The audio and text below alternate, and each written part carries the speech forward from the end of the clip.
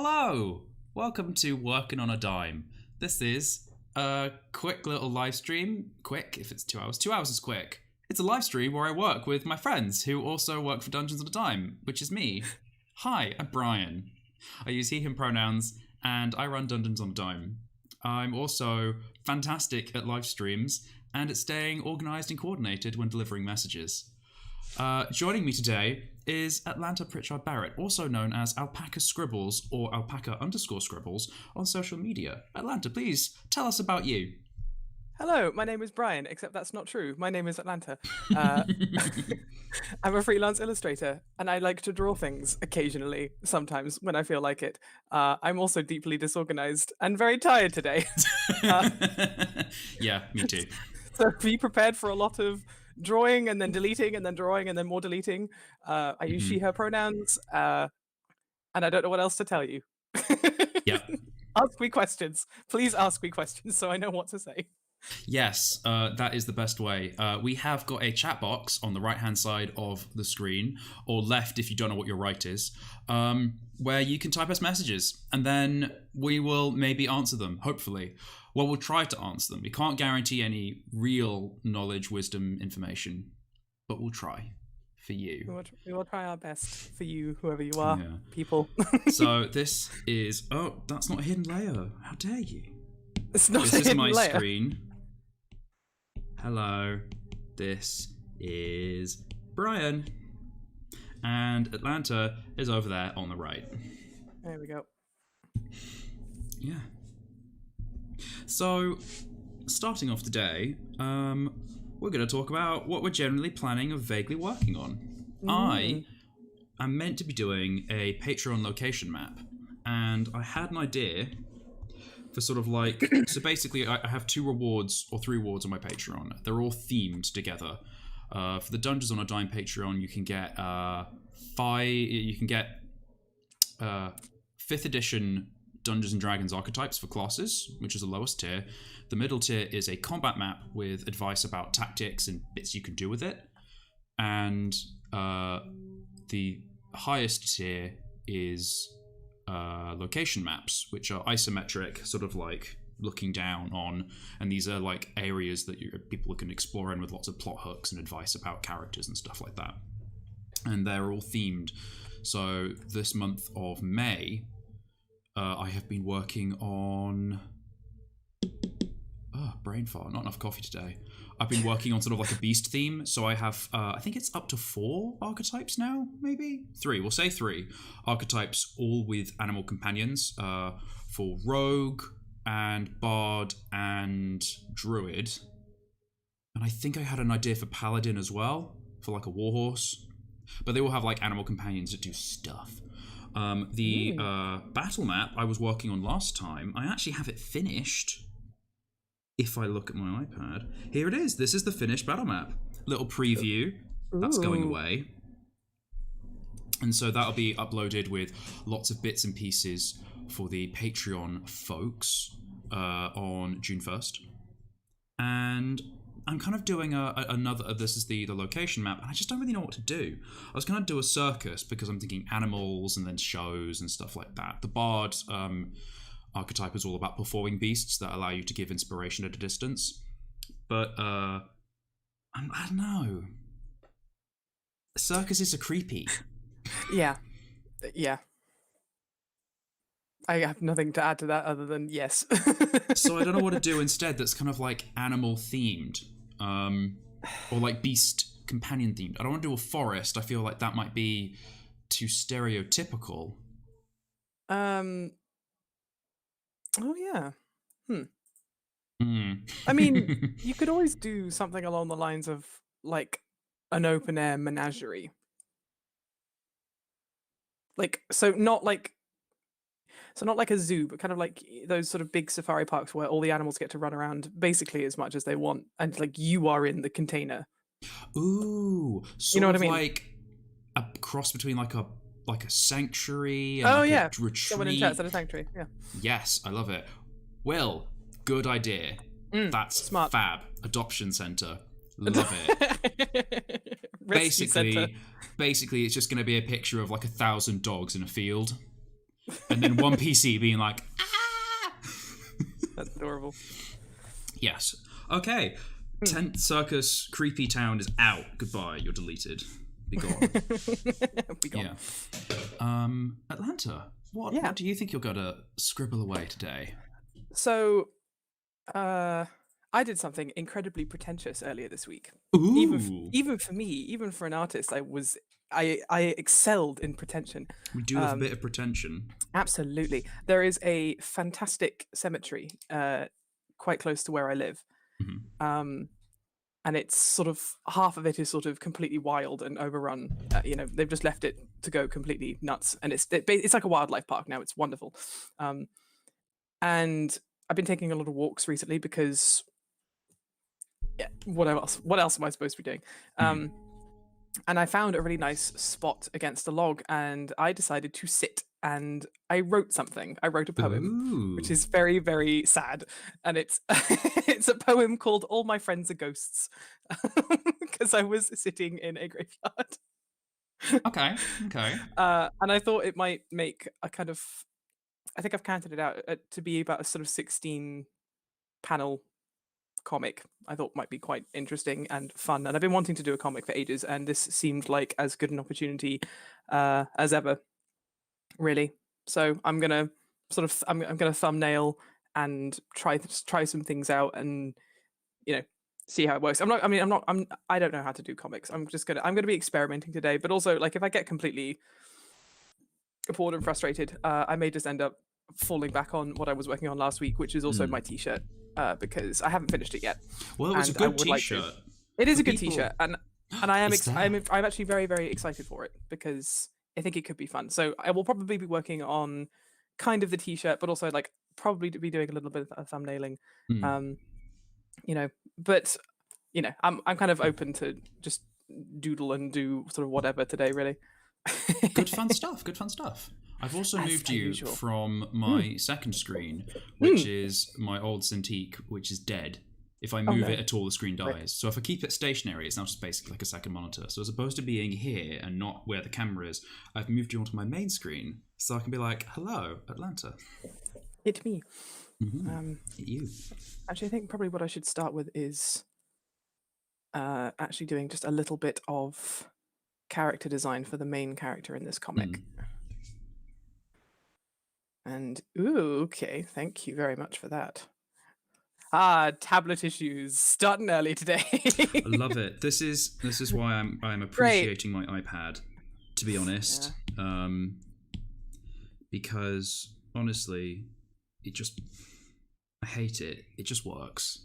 I know. It sucks. It sucks that they made a good product and it just works, but it does. I mean, to be fair, my old Macintosh desktop that I had for 7 years before I replaced it, and like it was chugging along at the end. Like it was it was basically dead, but like it still worked, and it still, it couldn't play any of the games that I wanted to play, or like it couldn't run Photoshop in any kind of seriousness, but like it worked.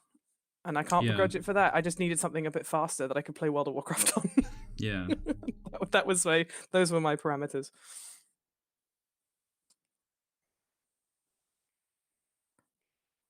That is a shape of a person. Yes, they are shaped. That reminds me of, not that I've read it, but there is a kid's book called All My Friends Are Dead. Oh, really? It's a dinosaur on the front. That's adorable. I'm just going to... I think it got several follow-ups because I think parents bought it more than the kids. So it was like, all my friends are dead, all my friends are still dead, my friend just died. Like, all my friends are still dead. Yeah, poor little... I don't know what this dinosaur is. I'm going to draw it. It's like with a long neck, Brachiosaurus. Oh, yeah. Hello. And he was like, my friends are dead. Oh my god. I 100% have seen that book. It's because it's like the... Oh my god, I'm gonna kick myself for not remembering his name. That amazing illustrator who did that book about his hat being stolen. It's a bear. John Klassen. John Klassen. That's it. Well done. Brainwave. But also, I don't think it is. It doesn't. It's okay. I'm looking it up. I don't think he did the All My Friends Are Dead, but like I was just thinking about sort of children's books that sort of resonated so well with their audience that the adults started buying it just because. It was written by Avery Monson and Jory John and illustrated by Avery Monson. Okay, but it's not John Classen. But John Classen also great children's book illustrator / smarty. He's great. I've forgotten what the hat book is called, but I got given that as a birthday present actually from a friend of mine. And he was like, I just saw it. This is not my hat, and this is not my hat. Yeah, this is not my hat. Someone took my hat. You've got my hat. It was like a series of 3, and they weren't connected in the world, if that makes sense, but they were connected in a meta sense, because it was about a bear who, I think it was like a rabbit that found a hat, a fish that had stolen someone's hat, and then a bear whose hat had been stolen. Something like that. It's something like that, because I have the copy of the bear one, so. Which is like with the eyes that are like. Yes, there's the one page in the book where the page is red and it's like, I know who took my hat, and like, you could almost sort of translate that as like the bear going into a murderous rage and killing the rabbit. to get his hat back, and like that's the entire interpretation. And it's the bear's like this. He's just got like a dotty face, and he's like it's so good. It's like I don't know. It's somewhere. I don't like to use the term genius lightly, but there is something about it that is kind of genius, to be honest. Well, I mean, genius is a good word. There's an interesting TED talk on genius that it's old now. It's like 8 years old, I think. But when I first went into art school, my mum was like, "You should watch this talk. It really explains what art is." And essentially, genius is an old Greek-Roman mythology idea where a genius is like a muse. It's not like a specific person. They are specific people. They're spirits, and they come through, and they also leave. So in the same way that a muse inspires good art, a genius is the good art. So the genius comes to you, and it's like, hey, here's a great idea, you should do it. And then you've just got the talents to go, blah, blah, blah, blah, blah, I'm in art. I do art. And then the genius goes, okay, chill, and just leaves. And the talk goes on about how there are lots of different artists across all cultures that describe the idea of ideas coming and going, and you can show up to work and do your best. Like, you can have done everything you can to do all the work that you can as well as you can and still do nothing. And that's not your fault because the genius didn't show up. That's very interesting thought, actually. So it kind of takes that pressure off of yourself to do amazing work all the time because you're not doing the work, it's the genius. Genius comes along and uses you. So all you're doing is just keeping up. It's like an actor, if that makes sense. An actor does great roles in a film, but it's not like the actor made the whole film. They were just one piece. And yeah. That's I like that way of thinking about it, actually, because it, and this is something I've been struggling with a lot recently, particularly during this whole, again, I'm going to borrow that phrase from the Game Grumps, Backstreet Boys reunion tour, where we can't go anywhere and we're stuck at home because just, those Backstreet Boys just can't stop making music. Cough, cough. Or should they stop? Asking the real questions here. Asking the real time. Yeah. We're getting into the deep stuff at 12:14 of the afternoon, according to my watch clock thing. I'm tired. Is it really 12:14 already? I should go back to bed. I know, right? I've not had enough tea yet. What was I saying? God, I completely lost the train of thought. Backstreet Boys. I had a point. I did have a point. Yeah. What was my point? Well, Will has mentioned the Olivia Newton-John documentary. I don't know what that is. So, Will, could you enlighten us? Oh, I need to know. It feels relevant. Maybe that's what you're going to be talking about. I can't remember. Brain. Fuck. Oh, sorry. I shouldn't swear. Well, I mean, Google censored it, so... Thank you, Google. Google's got your back. Google has got my back. This is a neat feature of Google Meet is... I was going to talk... Okay, no, okay. She got it. I followed the train of thought. I'm just backwards. I was going to talk about artist burnout because that is something that I have been experiencing during this Backstreet Boys reunion tour. Because it was pertinent to this idea of what you were saying about genius, Brian, because I feel like kind of motivation and diligence sort of work in the same kind of in this sort of hand in hand, and sometimes it's great because you can have motivation, like you're really motivated to draw something, but you have no sparks of inspiration, you have no genius Yeah. moments, or you have the opposite where you're full to bursting with ideas, but you just can't Execute them. you just can't execute them. You're just kind of sitting there and trying to figure out how to do the thing. Because I've been going through kind of both, weirdly. I've been having days where I'm just full of ideas and I desperately want to make something, but I can't, like, because of reasons, because of maybe I'm just feeling a bit off today, or I didn't sleep well, or I'm sad, or more accurately, I want to play Animal Crossing and check my turnip prices.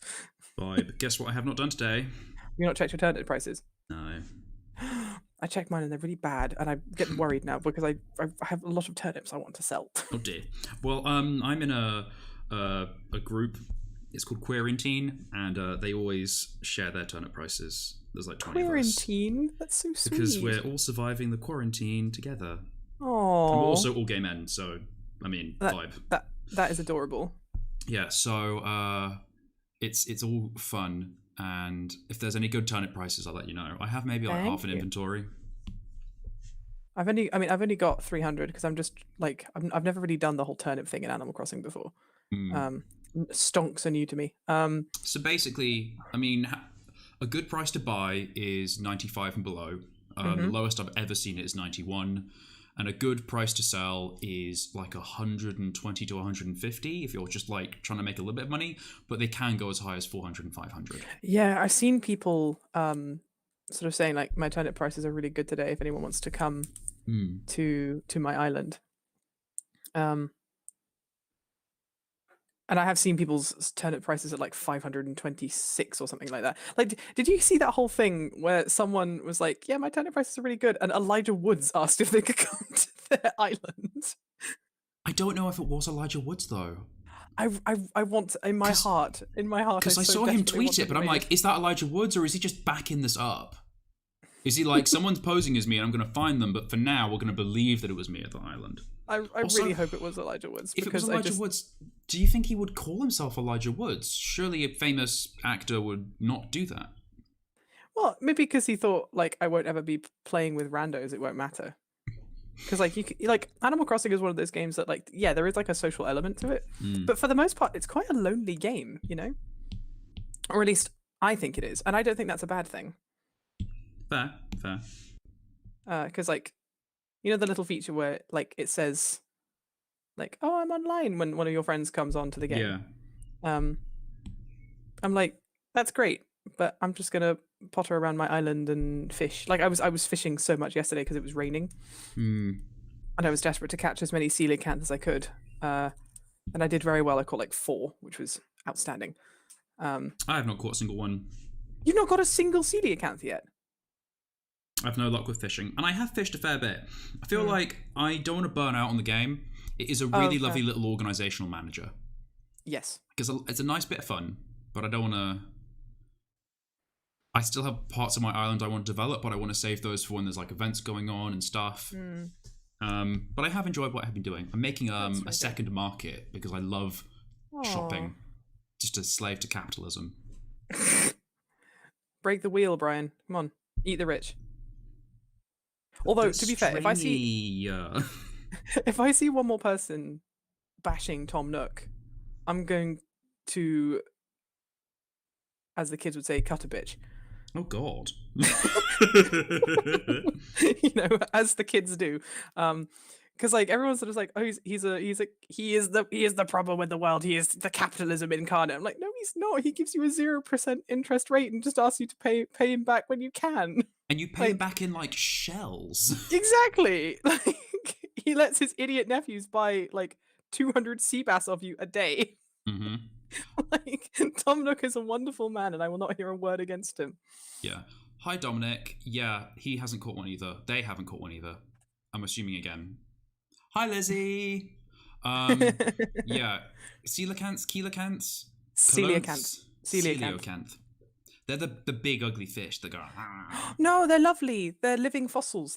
They've remained unchanged evolutionary wise for like hundreds of thousands of years, and they're wonderful. Okay. This is really lame. I'm sorry. I think dinosaurs are really neat. I also think coelacanth are really cool, mean, and I like- have one in my house in Animal Crossing, not here. Oh, I was like, a live one? I have a tank somewhere Like, hidden in my it flat. hasn't been raining that much. You can't catch one if it's not raining. Also, Lizzie says fight Tom, and I'm gonna be honest. No, I'm a Tom stan. I love his queer relationship with Red. That's a ship. Yes, that is such a ship. Business partners who are also lovers. Yes, they're business rivals and also lovers, and I am so into that.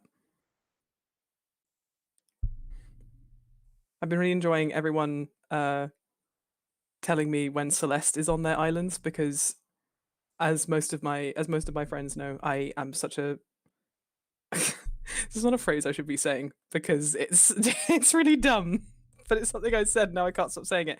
I started calling myself a slut for stars. Oh dear. I know, but it's kind of true. I feel like that's probably going to be my next 5th edition archetype, Astral Slut. Yes. Oh my god. I need you to do that for me, Brian, This please. live stream is way racier than last Wednesday. I know. What is happening? Is this just because we're both like tired? Maybe.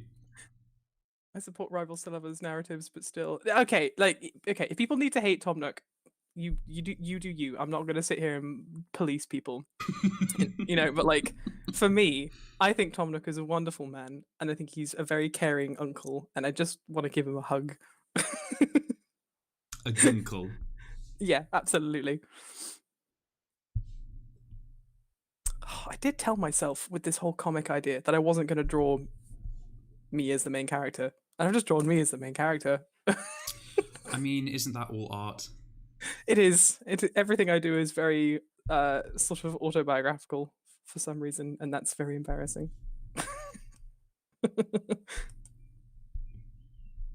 I wish I could self-insert in art. Be like, Brian has a balcony, Brian's got this, Brian's got all the lovely riches in the world. Oh my god. I mean, every year, sort of come Halloween time, I redraw myself as a witch. Just because I so desperately want to be a witch in real life. And why wait till Halloween? Well, I mean, when did I do my last witch side? No, I did do one. I did do one last year. But I might do it again because I have nothing better to do these days than just sit and self-indulge with basically everything that I do, including my work. I just decided that drawing curly hair is great and fun, but also it's so hard and I hate it.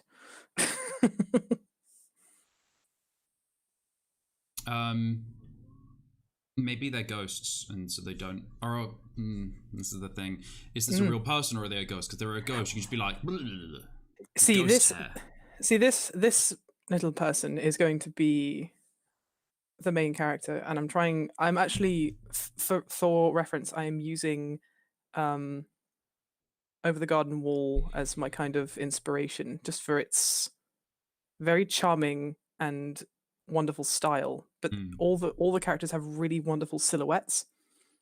Wirt, because he is literally like, here is his head, and then here is his body. Yeah. He is a triangle, and then you have Greg, who is teapot, face, body.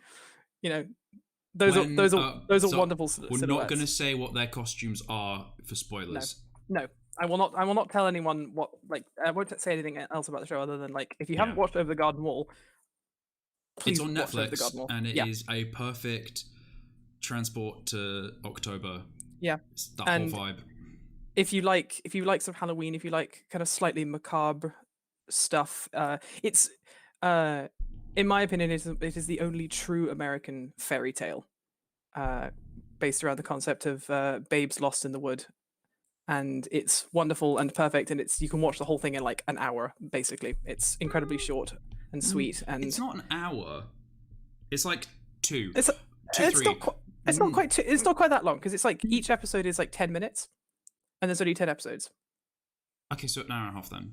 Yeah, so like it's not okay, long. Because I had just a really specific experience of Over the Garden Wall. It was Halloween 2015. Yes, because that was the year my friend went to hospital and I went with him. So basically, Halloween, was it? No, it had to be Halloween 2015. Yes, getting my years right. And I think it was the year that it came out. It was November 1st. We'd had a Halloween party. Some friends had slept over. One of them got to hospital. We came back. We were exhausted. Whatever. He drank too much, but he was fine. Okay. Turns out he'd never drunk before, and then downed an entire bottle of rum. But that's a whole other story. Oh wow! Yeah. Yeah. But so we were exhausted. We were in this sort of we've had like maybe 2 hours of like closed eyes, but not actual sleep. And then a friend turns around and says, "Have you heard of Over the Garden Wall?" And I'm like, "No," and everyone else is like, "No." And so we all pile into our TV room, which is just a bunch of beanbags. It's a small closet with a bunch of beanbags and a TV.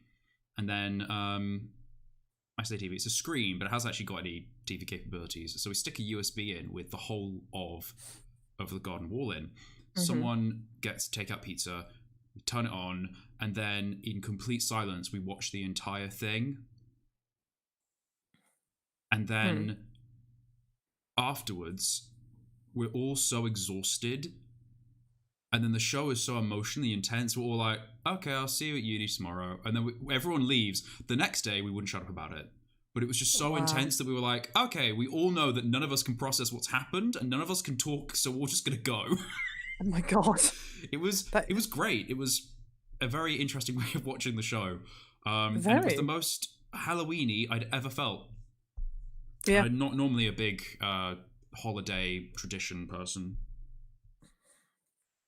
I mean, I rewatch Over the Garden Wall at least a few times a year, regardless of whether or not it's autumn. Oh, excuse me, sorry. But like, I don't know. I just think it's kind of amazing that something like that exists in its entirety, and it's, you know, it's so short and so sweet, and yet it has done so much with its story and its music as well. I think, you know, everyone talks about the story and how it's so kind of scary and, you know, sort of touching on a lot of things that, you know, I think work really well in a sort of children's show kind of medium. But like, one of the things I feel like people don't talk about enough is the actual music. And I'm not just talking the songs, like the soundtrack to the show itself. A lot of which was done by a band called the Blasting Company, and it's just brilliant. Like, you know, it all of it sort of works in such wonderful harmony, and I'm kind of in typical kind of societal culture of ways. Like, obviously it sort of came in, it did its thing, and then it sort of gracefully bowed out again. But for me, I'm like, no, Over the Garden Wall is one of those things that will sort of stick with me for the rest of my life, probably because of the impression that it left on me, you know? Yeah, I definitely feel that. I'm even planning a tattoo around it, which is really lame, but no, that's not lame. Getting tattoos of your favorite art is cool. Yeah, well, I mean, my first 2 tattoos are video games, so it would be very on trend for me. And they're good tattoos too. They are good tattoos. They are wonderful tattoos. I was actually we started off, I was playing D&D last night, and we usually start off just by having just general chats before. Sorry, I was just reading chat. I got distracted. Oh, thank you, Lizzie. That's so sweet. Apparently, I have a very soothing voice. I think so too. And it's cool to hang out with you, which is why you're here. Oh, guys, honestly. I did have a point. Dominic says potatoes and molasses. Oh my god, best song of the whole show. Potatoes and molasses. Oh god. Oh, love it. Don't let the light go out. Mm. Is he talking about the lantern or is he talking about something else? This is not how arms work. Ah! Okay, I'm going to try again. Just artist things. Just artist things. That's not how arms work. I mean, but again, it's a funny sort of art day. I like this little bust of this little character, but I'm just trying to work out like a body shape now, which is annoying. So again.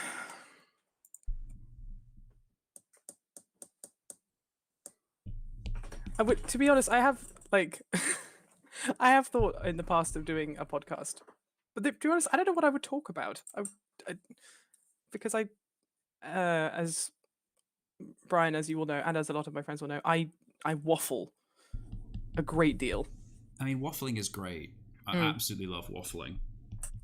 Because I just talk about nothing. You know, before the live stream even started, Brian and I were having a chat, and we were talking about BoJack Horseman. No spoilers, don't worry.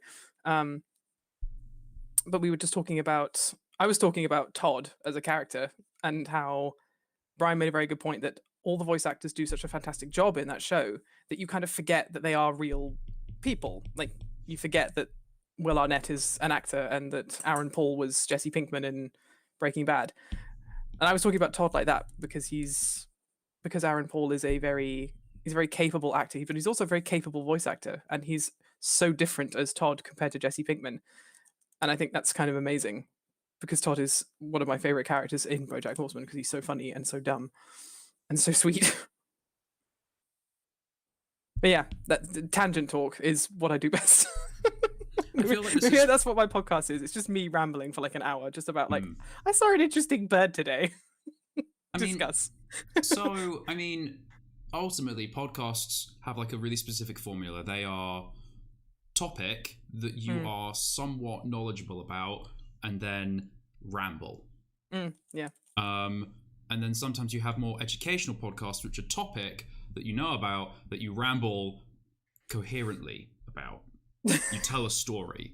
But like most true crime podcasts that people listen to are, hey, did you hear someone got murdered? Oh my god, no, what happened? So, drama. And then, oh my god, what would you do in that situation? Well, I would cry and die. Ad repeat 400 episodes. Ad infinitum. Yeah. Which is fine. Totally fine. Turns out one of my neighbors on Animal Crossing is a true crime fan. Really? They mentioned it. They were like, yeah, so I'm just feeling a bit down today. But this is my favorite true crime podcast. I'm like, oh god. Crime confirmed in Animal Crossing. What possible crimes could people commit in Animal Crossing? Someone stole all the oranges off my orange trees. True story. My friend did do that the other day. I never forgive her. I'm going to call out Lizzie for saying they don't have a voice for podcast. Anyone has a voice for podcast. Voices are fine. We all hate our own voices. Absolutely. Who is this neighbor? They are... I know they've got the peppy personality, which means they're only one of 8 people. They are... I think her name is Bangle. She says Grouf. She's a dog. I thought Bangle was a tiger. Is she a tiger? Fuck, I thought she was a dog. Hang on, I'm gonna Google it now because I'm not sure. Well, she says Grouf, which is something that if she was a dog, she'd probably say woof. Are we talking about? Hang on. I'll just. Animal Crossing New Horizons, Bangle. Are we talking about this character? Yeah. She's a tiger. Oh my god, I thought she was a dog. Brian, what universe are you living in where that's what a dog looks like? It's got stripy... Look, okay? I will keep an eye out for tiger dogs. Oh shit. Did you delete your work? Whoops. Oh my god, wouldn't you just hate it if you're like, is this what Bangle looks like? And then, oh, iPad stopped. What do? What is this live stream today? Oh dear. Okay, it's back. I think it's because I didn't do anything on the iPad and it was like, okay, Brian's done. It went to sleep. Okay. What? That's a tiger, Brian. Okay, yeah. Yeah, so, Brian, you're being called out. Look, so many of the animals in this game have such weird colours. There's a bear that has blue fur and eyeliner. So if I think that a brown animal with a muzzle is a dog and it's got some yellow bits, I think I'm pretty entitled to be like, okay, sure. Also, Bangle never outright says, like, grrr, I'm gonna claw you, I'm a tiger. Like some of the other animals, I have seen some weird animals come up and be like, ooh, I'm a bat. Well, no, there's no bats. There should be though. Oh, there should be bats. That was something else I was doing yesterday when I was sketching. I just decided, like, because we have Reese and Cyrus, Hmm. obviously the two greatest NPCs in that game. I'm not biased because they're alpacas. Don't come for me. But I was wondering what it would be like if there were actual like alpaca villages. Hmm. So I had to go. again, I had to there go really at should sketching be. some because I just thought they were cute. Oh God, nose. I'm working on such a huge canvas, and yet I'm drawing like up in the corner. Why do I do this to myself? Well, like, it can be so difficult to like make a canvas bigger in some programs that you Yeah, get that's used true. to it. Lizzie says that bears and eyeliner are great. You know it. Yes, get off my grinder profile.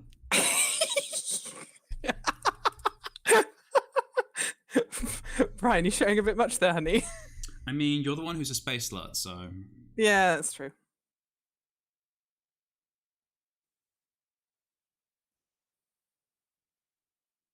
Okay, this is roughly taking shape. It's looking really good. I really love how you do perspective, and I love that. I love that dome in the background. That's really cool. Yeah, so this is the menagerie. So this is going to be like an open. It's got maybe some trees in it. It's got a half glass ceiling, so it's got a big hole in the top that birds can come in and out of. But it also has a bit of shelter from the wind. This is going to be a big old pigeon coop for birds that are kind of resting, recovering, wintering. This is going to be like the main hall. So this is I don't know. I'll have houses in or something. It's where the people stay. This is like the main entrance. This is just a bit of glass house.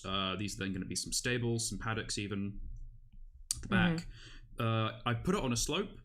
At least it should look like it's on a slope. So that's going to be like a flower garden. There's going to be some greenhouses here for like medicinal herbs, I guess. And then field, because there were some awkward bits that I hated. That is totally fair. Yeah, so this is just me kind of like... Because this is how I figure out what I want to do. I roughly draft out generally where things should go, and then I keep it as like a draft layer, and then actually redraw it so that it looks correct. So I'm like, there's roughly like a tower here, and then I'll actually draw the proper tower in a completely different layer, and this will not make it through to the final. Excuse me.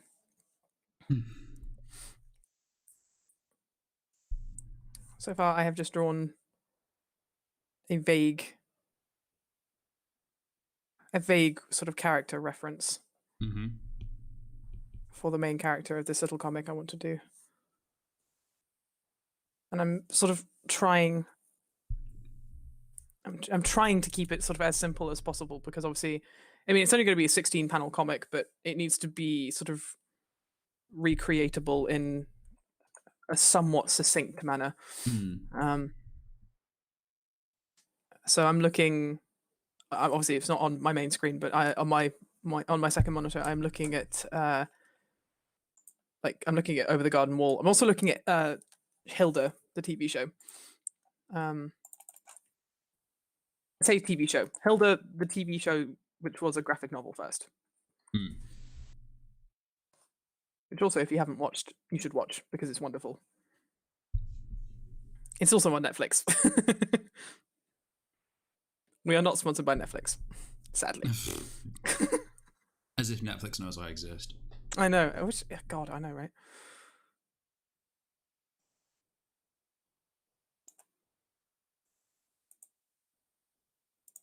That's a good reference image. Blah, blah, blah.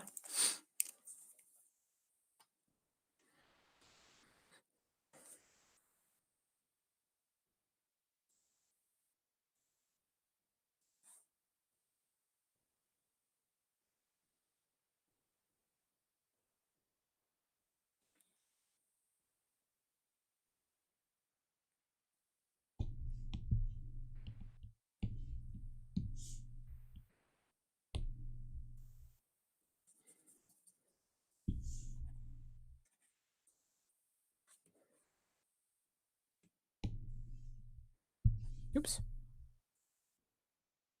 Oops. I find myself doing that a lot. Whether or not I'm live streaming or not is just every so often you'll just hear me say whoops. Oh no. Uh-oh. Uh-oh. Yikes. One of my friends lived with me for a while, and she would come and Hmm. work with me in the office, which was lovely. And she said that it was really funny working with me next to her because just every so often I would say whoops or I would just swear. She was like, "You okay?" And I'm like, "Yeah, I'm fine." She's like, "Why are you swearing?" Oh, because I did something wrong, or deleted everything or something, as one Yeah, does. that is, as the children say, unmood. One mood. Brian, you're younger than me. I think you are younger than me, aren't you? I'm 24. Yeah, you're a wee babby. So Hmm. I'm 26. So old.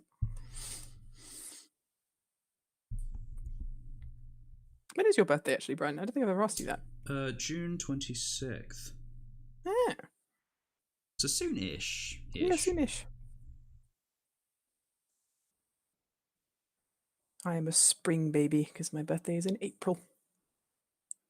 We 26 is not will old, rude. we will do something fun for your birthday after the quarant. I know. I've been talking to friends a lot about uh, birthdays because in my sort of in our friend group that we have a lot of birthdays very close to each Hmm. other. So my birthday is in April.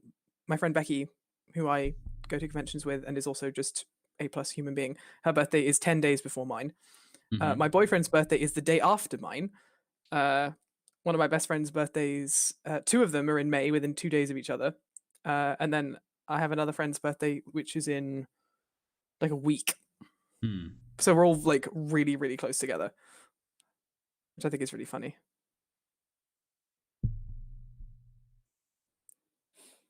It does mean that we kind of usually because like for a long time everyone was like at university and stuff.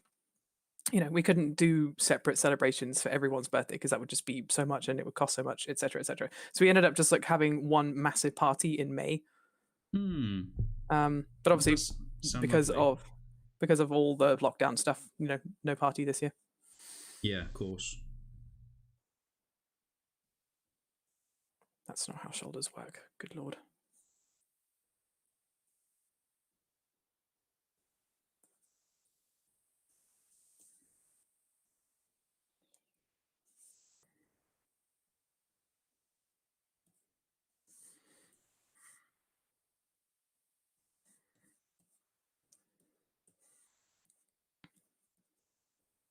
I like for you, Brian, that your drawings now are getting like more succinct and you're getting in and doing like sort of cleaner lines and things. And my sketches are getting more and more loose and rubbish. No, honestly, what's going to happen is uh, I will get to like the draft stage where Mm-hmm. I'm like, oh, I know where everything is now, and I'll just redo the draft stage 5 times with no progress being made. That's what happened with the combat map that Oh, I really? showed earlier.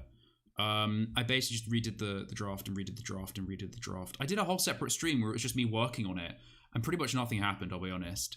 And then I forced myself to sit down with some coffee and be like, finish it today, Mm-hmm. and I did. But Oh, it took like nice. a lot of me just faffing. Yeah, sounds about right. Just being like, I don't know. What if a window was over here? No, I liked it where it was before. What if I did a temp flap here? No, I didn't like the temp flap anyway. When I could have just been like, finished and done.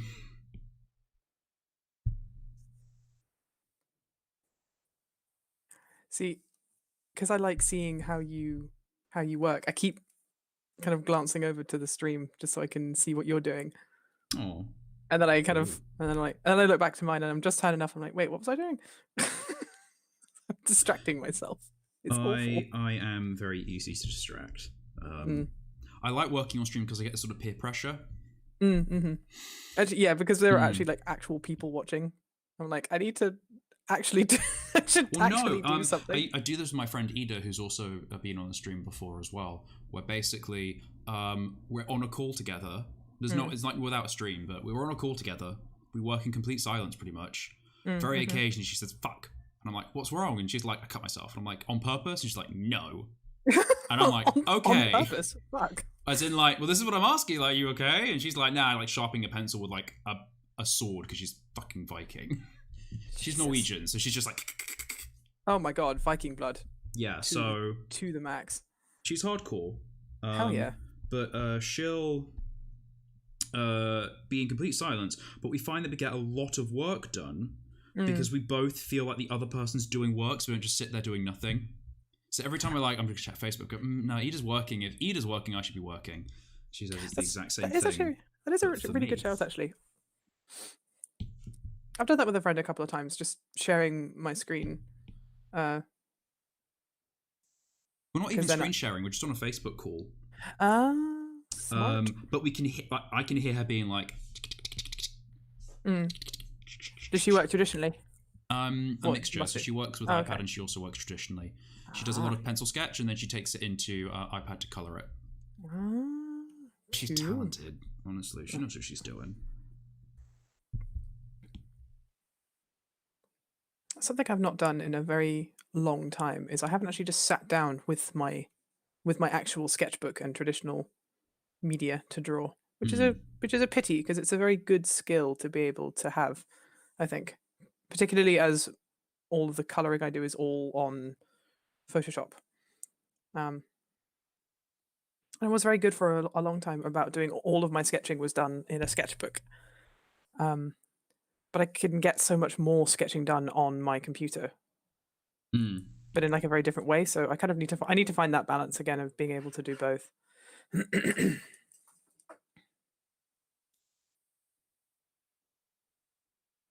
See, I'm the sort of the opposite. I thought I had to work traditionally from societal impressions about art. I really tried to pressure myself a lot to like, oh, you have to be good with pencil. Oh, you have to do this pen. You have to do ink and all these other things. And honestly, I tried. I really, really did. And I found that working digitally is just a way that works for me. But even then, I still feel like I'm figuring out my style and my vibe and how I like to make marks. I'm very good at looking at art and seeing what it needs. But I still really struggle with illustration. Yeah, that's fair. You are very talented in so many things, though. Because you draw, but you also write, and you also kind of manage other people and give helpful criticism. Which honestly, like, I don't think enough people talk about. It's like giving criticism is easy, but giving helpful criticism is not. Because I feel like that for a long time, I got very used to that kind of whole art school thing of like I expected criticism to be harsh, and then and the older I got, the more I'm like, people shouldn't have to be mean to make a point, even if a point does have to be made, Yeah.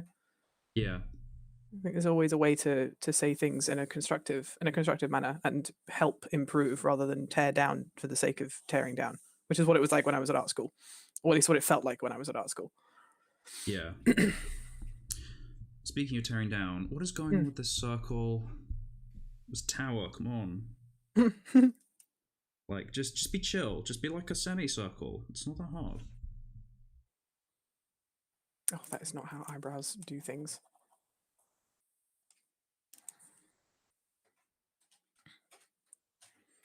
It's amazing doing stuff like this because then it just reminds me like, now people will see how incredibly like weird point A to point Z is of like actually getting a drawing done or a project done or started, because like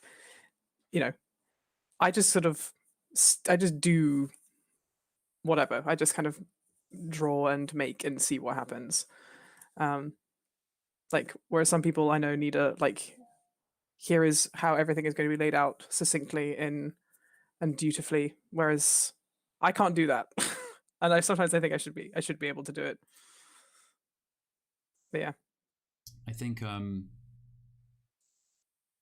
even like time lapses that you see on Instagram and like that sort of like condensed down to a minute, even though it does show them doing and going back, in theory it records all of your strokes, not just like the final stream of strokes. It's still, it doesn't show the pauses, it doesn't show the you glaring at your screen being like, ugh.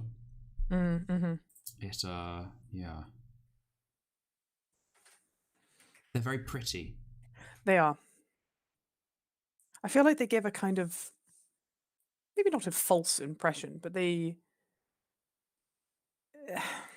and I say this knowing, like, and this is not a dig at any artists who do the kind of like the Procreate speed time lapse things, because like they are really cool and they are very interesting to watch, but like they make it look very easy. And they obviously did this show like here is art being made, but like they don't show all the, you know, like the research and like looking in, like, you know, all the bits that go into it, like before you start doing a thing. So like all the prep for that. And yeah, because it's a time lapse, also they don't show you like messing up and starting again and, you know, all that stuff. You just get to see like, here's the bit that became like the finished piece, basically.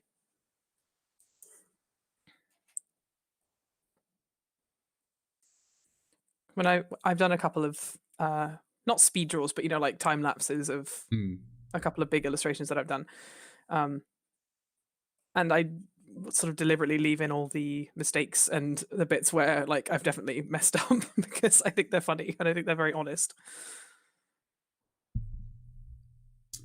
I concur. I don't know. I'm quite an open person. I'd like to consider myself to be quite an honest person, and I would like that to translate into what I do. And I feel like if, you know, I think it's kind of very true to how I work to leave in all the mistakes, because I make lots of mistakes all the time. I'm not very good at what I do. I just pretend to be. What was really interesting, there's a gorgeous illustrator, as in their artwork is gorgeous. This isn't a comment on their physical appearance. Yeah. Called Rovan Kai. At least that's what their handle is. I think their name is Ravina Kai. But they're Rovan Kai on like Instagram and Twitter. They do gorgeous pencil illustrations with digital coloring on, and recently have moved to some entirely digital illustrations as well. But it's kind of funny seeing them on stream, because they did a Twitch stream where they were doing like a little bit of drawing and then some portfolio reviews, and just sort of like scribbling around and being like, I don't know, I'm distracted, I'm having some wine, I don't know, this is bad, I'm just gonna redraw this, and then be like, nah, it was better before. Oh my god. And having that dithering when you see these final pieces and you're like, wow, Folio Society, huge billboard illustrations, like big stuff that's happening, narrative, texture, everything. And then seeing something like,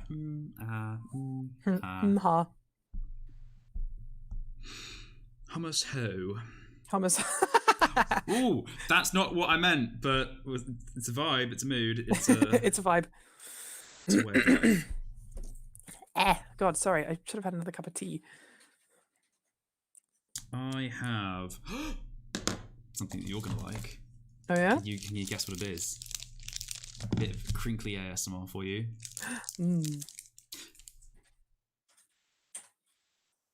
Are you looking at the? You're not looking at the thing. No, hang on. Sorry, I'm looking at the stream now. Oh, it's not updated yet. There we go. Cool. Ooh. Chocolate from Mary's Milk Bar came today. Oh happy. My god, that looks so good. And it's like paper. Oh my god, yum. To anyone who hates ASMR, sorry. Not sorry. You will suffer along and crinkle with us. And other sentences. Crinkle, crankle, jinkle, jankle. Absolutely. Sorry, I may have to go and get tea and or water at some point, because I'm all badgery today.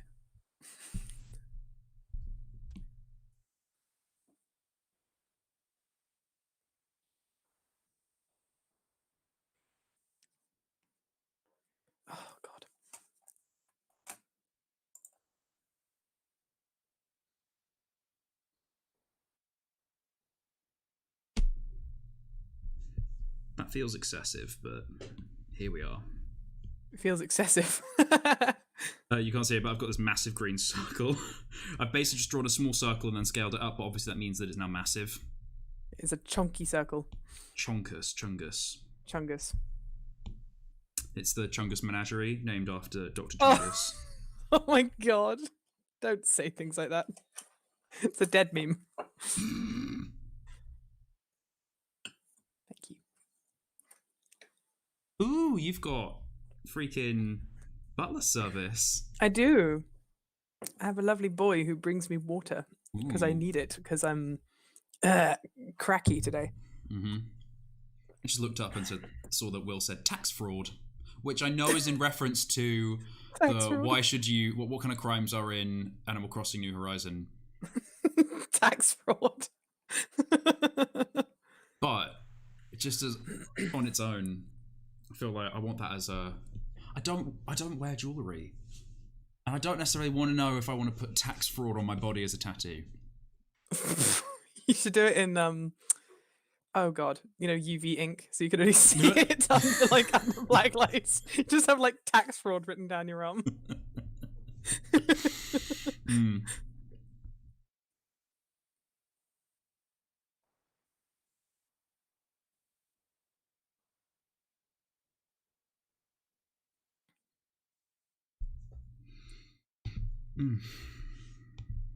Tattoos are really on my mind at the moment because I've been spending a lot of time on Pinterest looking for inspiration for any number of things that I want to do. Yeah. And there was a stage where I was looking for some inspiration for tattoos because I know I want more. And now I've cursed myself because I just opened up my Pinterest and it's all tattoos and I'm like, but I can't get a tattoo right now. One, because I don't have the money to do so, and two, because obviously all the tattoo parlors are shut. And the tattoo artist who I would like to go to, I don't think she's actually working at the shop that I would go to in Edinburgh anymore, which is a pity.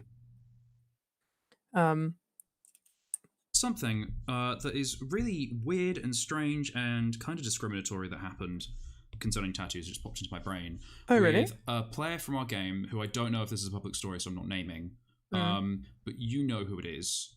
In our D&D game. Yeah. Went to go get a tattoo, and they kind of ummed and ahed and turned him away because of his HIV status. Are you serious? Yeah. What? In Edinburgh. Like they were like, oh, we don't want to put any of our staff at risk, and obviously, you as you, undetectable is untransmissible. If you're on your medication, then your viral count is low enough that you cannot transmit it even blood to blood. That the virus amount is so small that there's a very, very, very small chance that you could transmit. Yeah, of course. It's like 0.0001 recurring. Tiny. I think that of the study that did it, they interesting enough, it's a fun statistic to say, but they looked at 30,000 couples having sex with HIV. Oh wait, no, this is the PrEP statistics. Different. Never mind. But I don't know what the specific numbers for the study for the U is U. But basically, it's fine. And even then, it's a very sterile environment anyway. They use gloves. They're using tools only once. Everything is it's cleaned clinically. Yeah, and this is when coronavirus was kicking off. So if they had said we're kind of hearing, this is maybe beginning of February, or we're hearing about something going on, maybe we want to take it a step back for a second.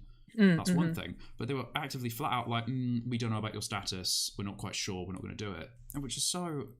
Even after providing evidence, and That's really. I find that really odd. Because surely with their status, I don't see why there would be. Oh, I don't know. I don't know enough about this to make an educated opinion on it, but that sucks for that person, and that's a shame because they're lovely, and no one kind of deserves to be treated like that when they are not. I don't know. It's not their fault. So.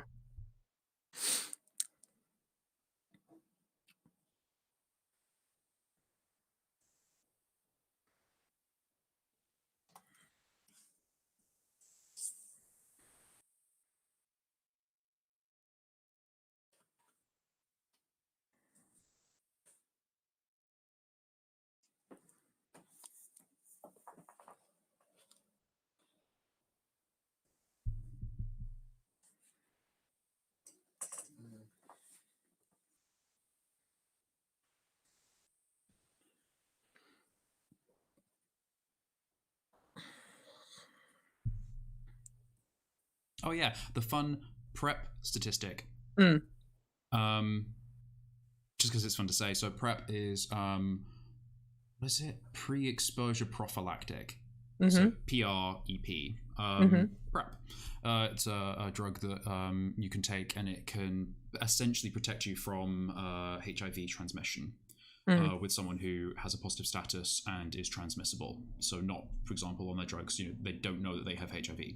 And fun fact about that, because I was working with Essex, Scotland, who are a gay, men's inclusive sexual health and sort of like general well-being charity. The statistic behind the PrEP study, to say that it helps, keeps you safe, is they studied 30,000 people on who were on the drug and off the drug. And the 30,000 people who were on the drug for 3 months, only 2 people transmitted HIV, and that was because they may have been misdosing. They were part of what was called event-based. So as opposed to taking the medication every single day and keeping a consistent protection as it kind of is in your system, instead you dose 2 days before the event you think you could be exposed at, and then you keep dosing until the day after that event has ended. So it might have been they didn't start early enough, and therefore it wasn't in their system long enough to protect them. But I just like the idea of 30,000 people. 30,000 people had sex for this drug. You better respect their work. Doing the Lord's work or something. Yeah. Also, Lizzie's saying that tattoo places shouldn't come into contact with blood anyway. Yeah, Yeah, that's true. Does this oval tower dome look okay? I'm just waiting for the stream to catch up, but give me a second. I think it's on a 5-6 second delay. Yeah, I think it looks okay. I mean, the center circle, is that an open bit, or is that part of the roof? An open bit. So I'm doing the curve up to see how it arches over to maybe connect to the other side. I might just crop it so I don't have to worry about that. But in theory, it'll be like this. When it's drawn, and it'll have glass panels being tinkle, tinkle. Yeah. And then birds can be like, woo, YOLO. No, hell yeah. No, in that case, then yes, it does make sense. No, cool. I've totally got it. That's a question. Are birds flying or just dabbing super hard? Asking the deep questions on today's live stream. Because they could just be double dabbing. Because it's not just one dab, 2 dab. It's 1 dab, 2 dab. Dungeons on a Dime has lost all of its subscribers. My Patreon has been reset to 0.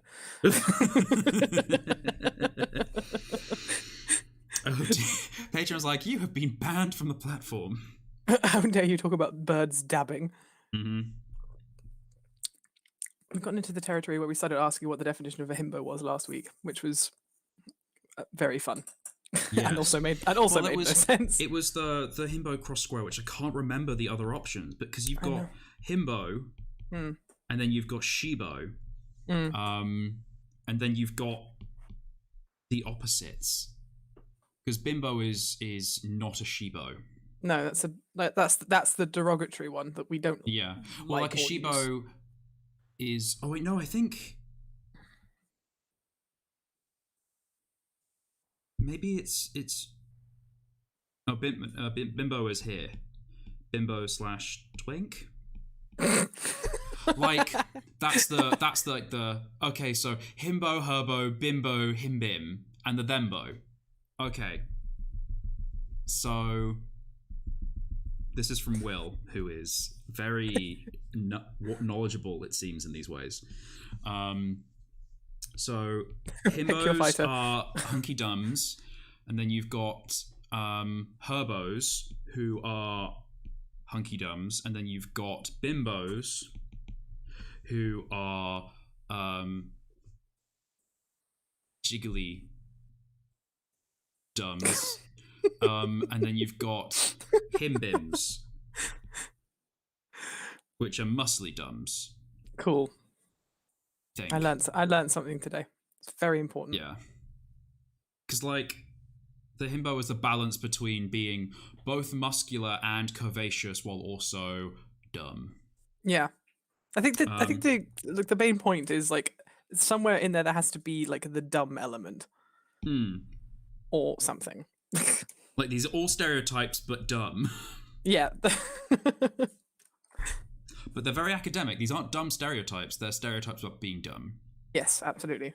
This is all for science and research purposes. Yeah. Apparently, Jiggly is Will's favorite Pokemon, and Lucy says Geralt is my favorite himbo.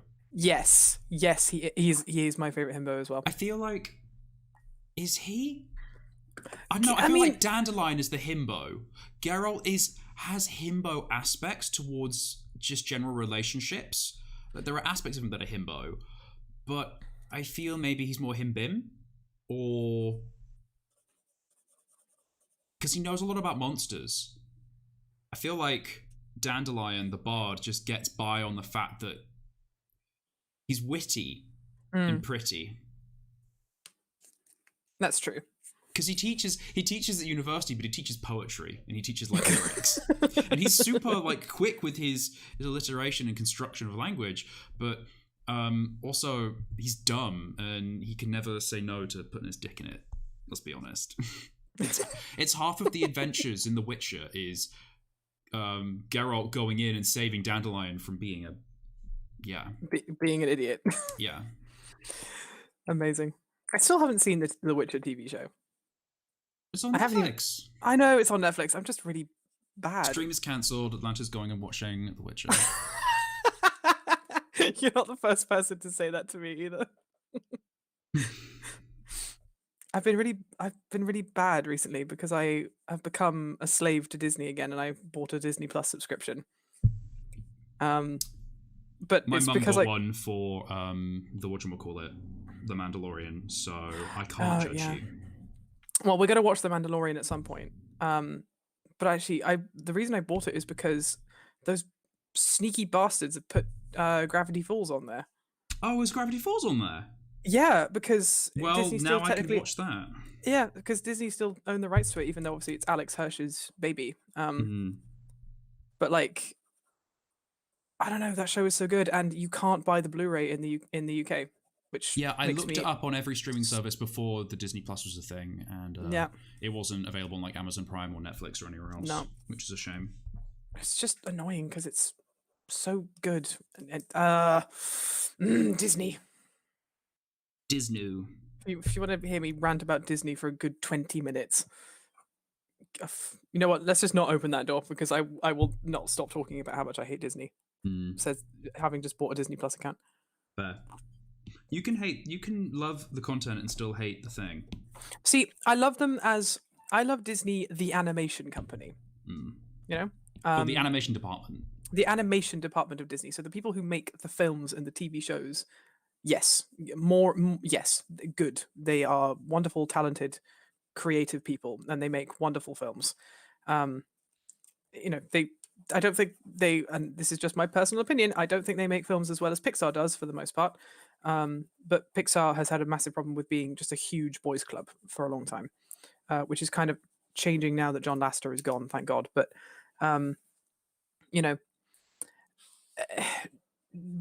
Disney as a corporation is soulless and heartless, and they don't care about creativity. There is actually there's a great video essay that I watched on YouTube about how this is like older stuff, but like this is in reference to how Disney killed Treasure Planet, one of their own films, just as a big sort of fuck you to Robertson Musker, who did Aladdin but also did Treasure Planet, and they did a whole bunch of Disney classics. I think they did Hercules as well. More recently they did Moana. Very, very talented artists and directors, and but because Treasure Planet costs so much to make, and because Disney were never really convinced by the idea in the first place, they intentionally killed that film, which brought about the end of 2D animation at Disney. That was one of the final straws with that film failing, and I will never forgive Disney for that, because it is totally possible to be able to do 2D and 3D animation from the same place. And I was going to say, wasn't that film a mixture of 2D and 3D animation, and wasn't it a bit of a mess? That's all I remember of it, being a hot mess. Treasure Planet. Yeah. Treasure Planet is one of their best written, most interesting stories that they've ever done. I was also like 8 when I watched it, so don't judge me. Don't judge me. Don't believe my criticism, because I was 8 and probably on cough syrup when I watched it. So obviously Treasure Planet is a retelling of Treasure Island, which Disney have done before. They have their original Treasure Island film, but this is Treasure Island in space.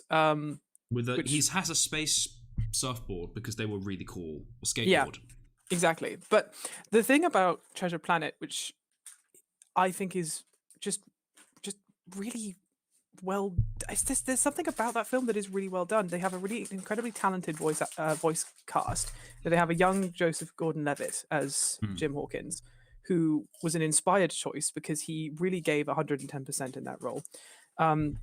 Silver is interesting and conniving, but also is a kind of stand-in as a father figure, but in an incredibly convincing way, and like they actually talk about like Jim not having a father, not having any kind of male role model in his life, and he is like sort of young and confused and doesn't know who he is, and a mother who works all the time and doesn't really have enough time to really talk about his grief and his needs when she's also grieving for like the loss of her husband who like abandoned her and her son, like that kind of thing. Like it's well told and well crafted. But the point I wanted to make, sorry, before I got sort of sidetracked, is the film was so expensive to make because this film was being made in the very late 90s and early 2000s, and I can't remember how long it took to construct it all, but they used this software that Disney had created called Deep Canvas, which was basically a bunch of programmers could recreate 3D scenes.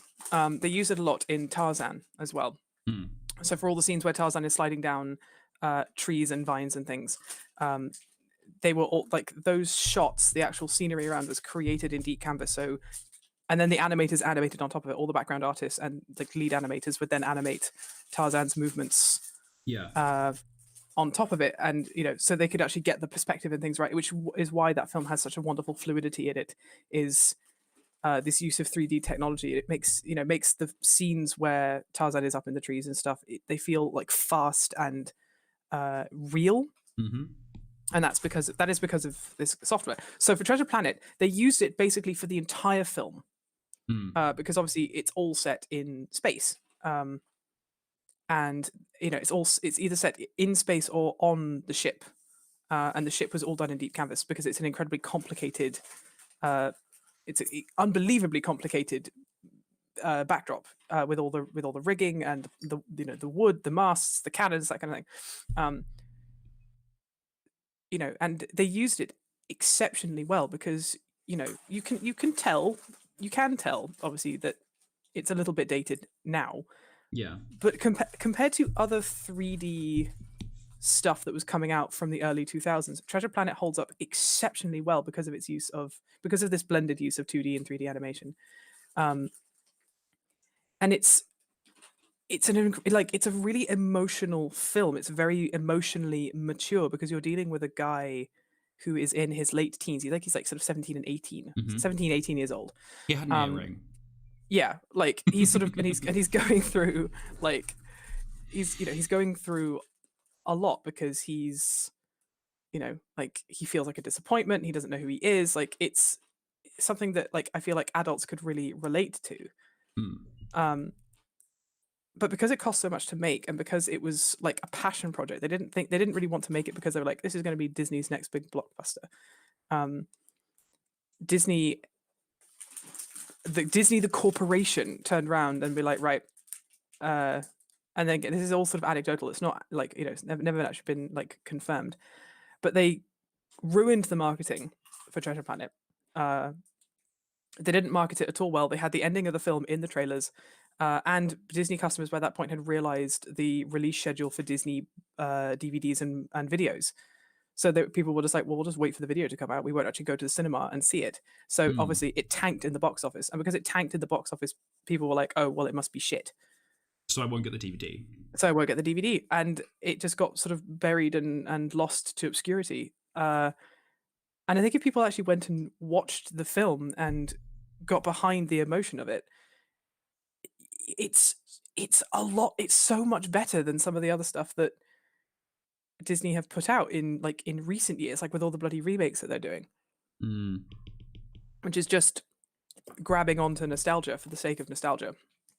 But yeah, sorry, that was my rant about Treasure Planet. That's the other thing that I don't like about Disney is if they've made mistakes, they will never go back and fix them. No, because that then implies that they have ever been flawless. Yeah. Which then removes a lot of that nostalgia that people falsely can have for some of the stuff in their series. So, like, if they went back and they fixed Treasure Planet, then it goes, yeah, so we had an issue where we completely did this wrong and there's a better way we can tell the story. That makes people criticize the other films, which then lowers their value. So that you don't get people fanatically just buying Snow White and Aurora dresses and Frozen and stuff like that and not criticizing it at all. Yeah. Which is good for them as a business, but is not good for them morally. No. I don't know. I know the heiress is really like pro-LGBT and all social justice and stuff like that, but also she's sitting very comfortably on millions/billions of dollars, and she's on the board and she has no impact, or there is no visible impact on the inclusivity of the company, other than very, very tokenistic inclusion. It's a shame, really, because I think, Walt Disney, the man himself, I think was a very complicated human being. And I think he did have that very kind of,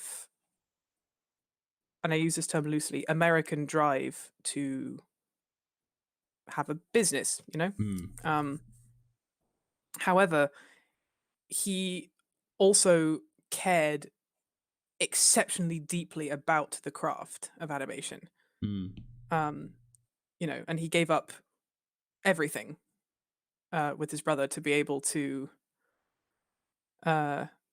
start the company and start animating and trying to make an impact and trying to beat out Fleischman in New York.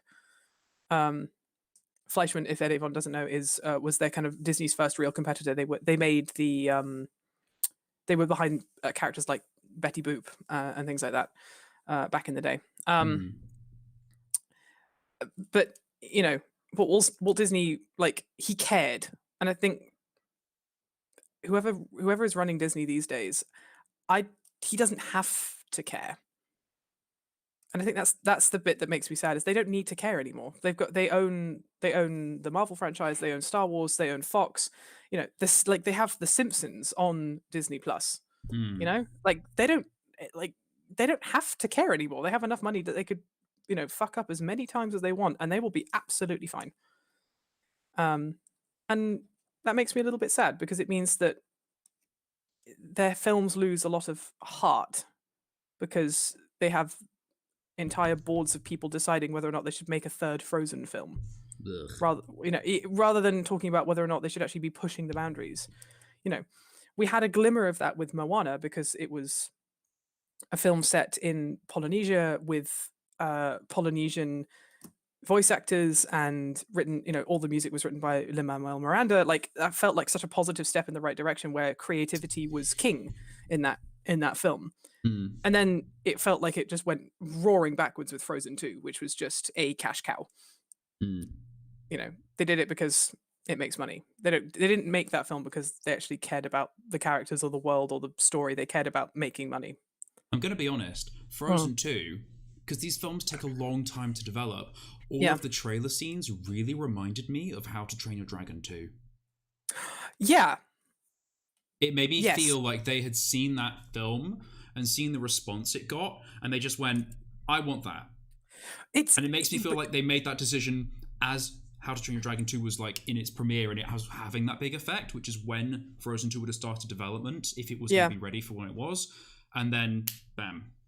I mean, it's something that Disney just don't know how to do compared to DreamWorks, is Disney don't know how to make good sequels. Whereas DreamWorks, like, have the How to Train Your Dragon series, and they have the Kung Fu Panda series, like those two trilogies. Wonderful. I would say that Kung Fu Panda 2 is one of the greatest animated sequels ever made. How can someone say that? Yes, I know. It's just such a weird sentence. I know. And it's like, I know, I'm talking Jack about Black a fucking, as a panda punching things. Yeah, I'm talking about Jack Black Panda. But it's so good. But genuinely, like, that film makes me sob. Like, its use of color and using a person's backstory to, like, oh my god, it's so good. It's an amazing trilogy. And the How to Train Your Dragon trilogy is the same, whereas like Frozen and then subsequently Frozen 2, like Frozen is passable at best. Frozen 2 is better, but not outstanding.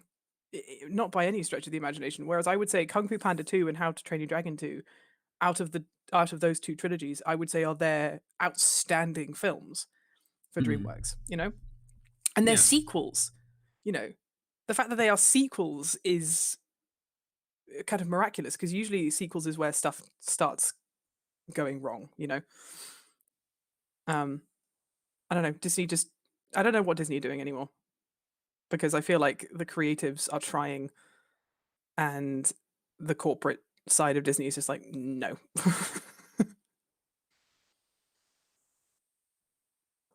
I did warn you guys. I will talk about Disney and how much I hate them and how much I love animation until I'm literally blue in the mouth. So, sorry. I hope people are enjoying this, by the way, because I'm having a hoot. I'm sorry. It's, everyone has that kind of one thing that if people start talking about, you're like, oh, I have opinions on this. And animation, but particularly sort of when it comes to Disney, is my bugbear, sadly, because I think they could be better. I think they could be so much better. Anyway, sorry. Let's talk about something else before I get angry. Have you seen? Okay, moving on to animation storytelling. Have you seen She-Ra season 5? I have not. Have you? Yes. Without spoilers, what was your verdict? Well, this is an interesting issue to weigh, because I'm going to compare it to Steven Universe. And this conversation will have no spoilers. Okay. Steven Universe, I feel, for all of its fan base being rabid about plot holes or perceived lack of characters having enough development, or all of the myriad of issues any set of really passionate fans could come up with, ultimately Steven Universe ended very well. I felt that it wrapped up everything that it needed to, that if there were any unresolved issues, that they weren't key to the story, and so they didn't need telling. The music was really good, all of the sentiments were there. It was a little hasty at the end of the whole thing, and I'm talking about Steven Universe Future as well. It was a little bit hasty, and there were issues in the film as well. Not the film, the 4-episode finale that undermined a lot of the key core messages of the entire 5 seasons.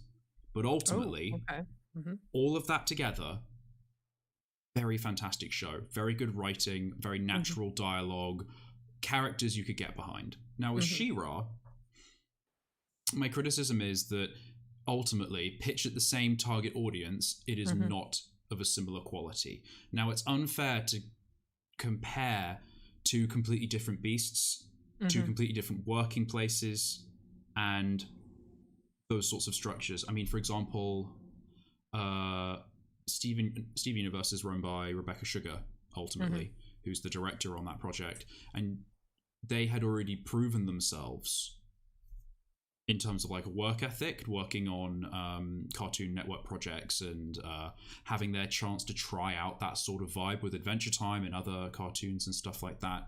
So very much experienced, knows what they're doing, a lot of passion, as well as a good key message. She-Ra, good key message, directed by Noelle Stevenson, who at the time I think was 24 when the whole thing started, same age as me. That's insane. So to compare these two different beasts, it's like comparing someone's like mid-career portfolio to someone's first project. Yeah. And I think for Noelle, like it maybe I remember there being a conversation about this on Between the Sheets, which is a Critical Role show talking to people who have been on the show about their careers.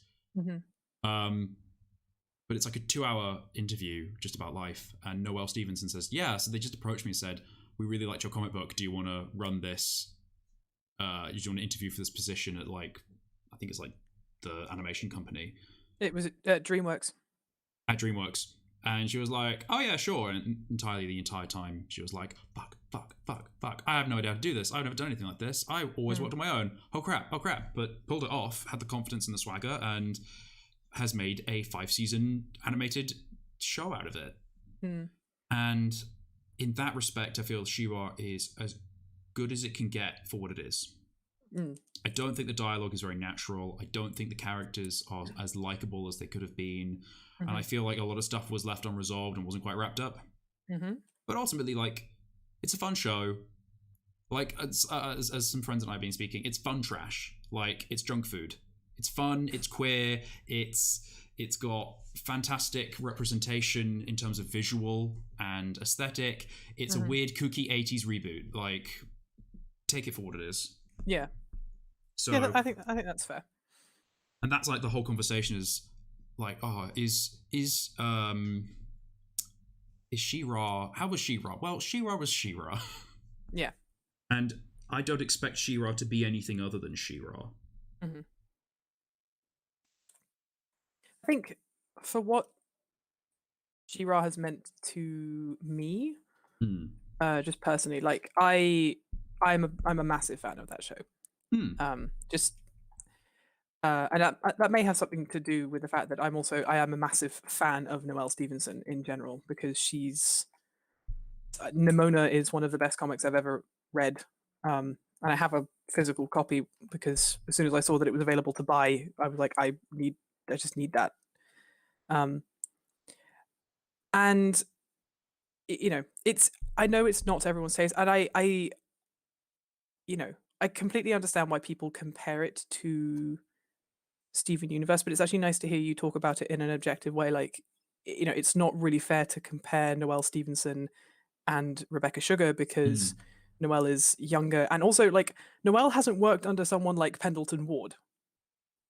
So for example, like that's another example of like Noelle has come into this industry very young, and I use the word inexperienced in a non-judgmental way, in the same way that all of the people I try to work with Dungeons and Dimes are not experienced. Like, we don't have these big professional jobs. We never got an internship that led to a paid job that led to working all these cool projects. We can't even get our foot in the door.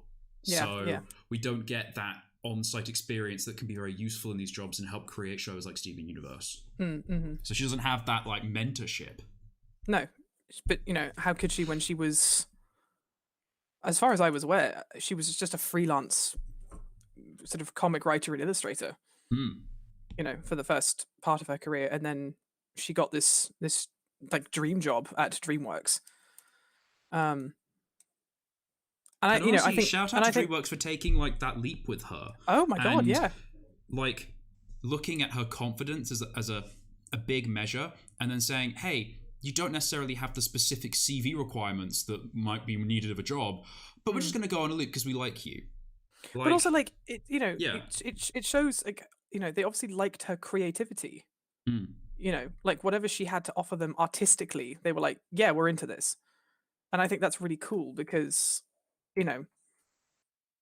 makes me feel better about the fact that I have no real credentials for like anything really. Like, I've never had like a proper job. Like, I've been a well, you know what I mean. Like, I've never been like in the employ of someone aside from like working in a restaurant for a while, and being a waitress, basically. And that's just because I left home, I went to art school, and then after that I was like, I'm going to try and make it as an artist. So all I have is stuff that I make, and I know for a lot of employers that's not enough, but it was nice to see that DreamWorks were like, you wrote an incredibly influential webcomic that people love, and you That write turned interesting into a stories physical book that people loved, yeah, and that was very successful online. I feel yeah, like exactly. that's the whole package, is that like it's not just like you did something nice, it's you did a cool project that you worked professionally with people and you made it happen. Yeah, definitely. And I'm looking forward to seeing what she does next as a writer. I would be interested to see if she is going to do any more comics, because I feel like what could have really sold DreamWorks on Noelle, like not just her, obviously not just Nimona, but also just her work on Lumberjanes, which is obviously a very female-centered comic about girls at a camp in the summer, and I feel like you can feel her influence from Lumberjanes in She-Ra, and I love that because Lumberjanes is a great series of comics. She didn't illustrate all of them. I think she did the covers for a couple, but she wrote all of them. Yeah. By the way, if you haven't checked out like either Nimona the comic or Lumberjanes, would highly recommend. Both great. Nimona in particular is, I think, just fantastic, and a great read. My sister got me Nimona because she is a huge comic. She worked in a comic book store as like a manager for 3 years. Nice. Basically, she's just such a cool person because she's a blacksmith. She does comics. Your sister is fucking awesome. A master's Celtic historian. She is a bunch of all these awesome things. And I'm like, hey, I draw pictures. But she got me a Nimona, and I realized a lot of the books she got me have like big queer vibes. Not that it was any kind of indoctrination. I just feel like a lot of my sapphic influence comes from my sister. Fair. But she got me Nimona, and the first like 10, 20 pages are just ridiculous. Yeah. Like it's like, oh, Shark Girl and supervillain, and then suddenly halfway through I was like, oh, I really care about these people. What has happened? Yep. It's genius. She makes like, it starts so inconsequentially. The stakes are so low, and then suddenly you're like, oh no, I'm completely in love with Nimona as a character. She's so fun. That's good writing, making you care about silly characters.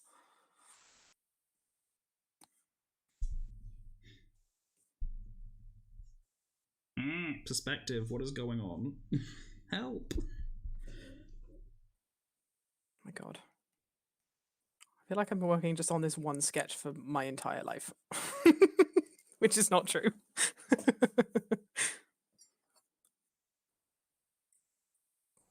Ugh, cold tea. Blech. Blech. Blech. Blech. Okay. Tell us, people in chat, if you're still here. I see that there are 5 of you watching. What is your favorite animated TV show, so that Atlanta and I can tear it apart viciously on stream like the horrible goblins we are? We'll probably be like, oh my god, that's so cool.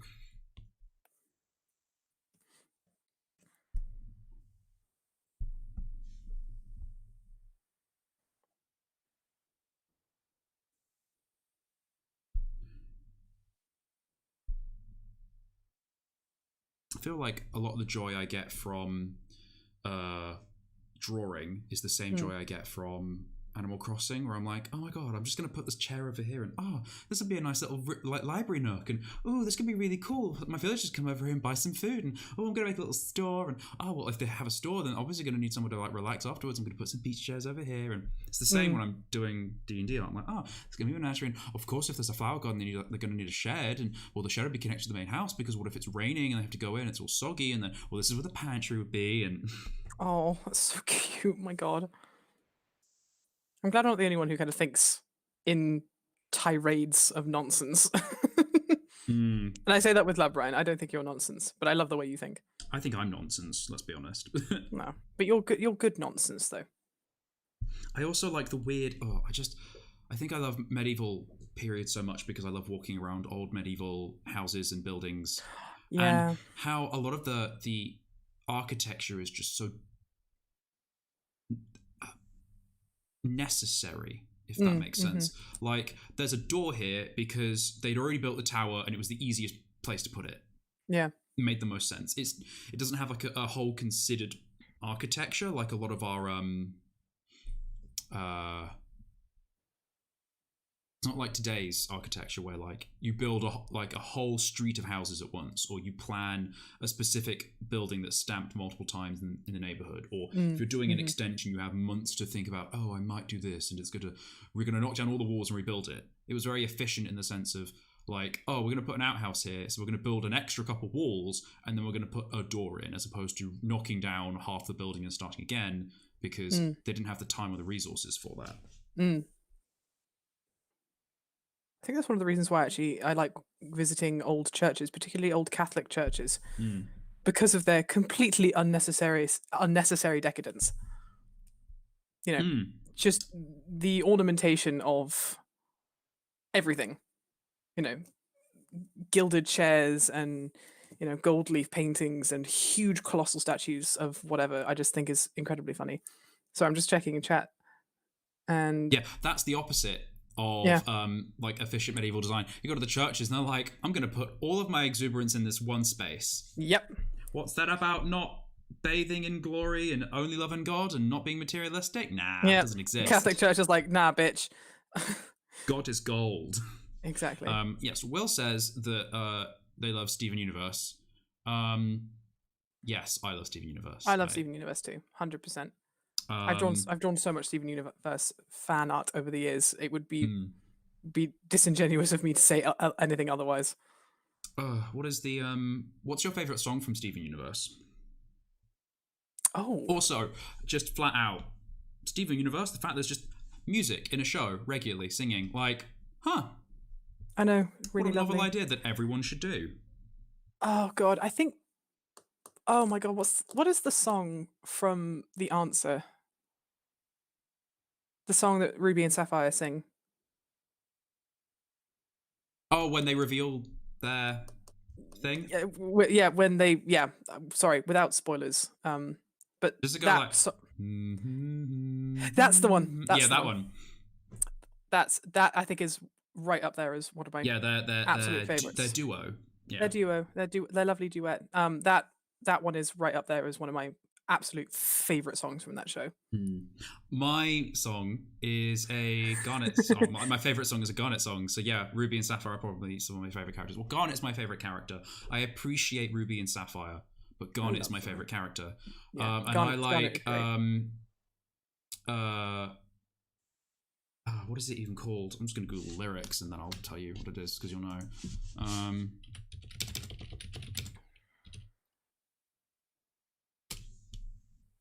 Here Comes a Thought. Oh, that's a wonderful song. Yeah, that's really good. I really liked Steven Universe. When I first came to Edinburgh, I was crashing on my friend's couch, Abby and Lily. They are super great people, and they're Gears for Queers on Instagram. They are queer cyclists, and they write about it, and it's just great. And also activists, and they also help me with the Edinburgh Zine Library. Well, they are the Edinburgh Zine Library. I help them. But yes, hell yeah. long story with even more unnecessary details. I was crashing on their couch because Lush had asked me to come up to work and my house flat wasn't ready. And so I came up for a week, which was ridiculous. I just said, no, I'm not doing 2 shifts. But at that point, I was still captive slave. So I came up to Edinburgh for a week and then went back down to England afterwards. But other than these 2 shifts, I had nothing to do and nowhere to go. And I was lonely and didn't really know Edinburgh and still kind of a bit scared of going outside.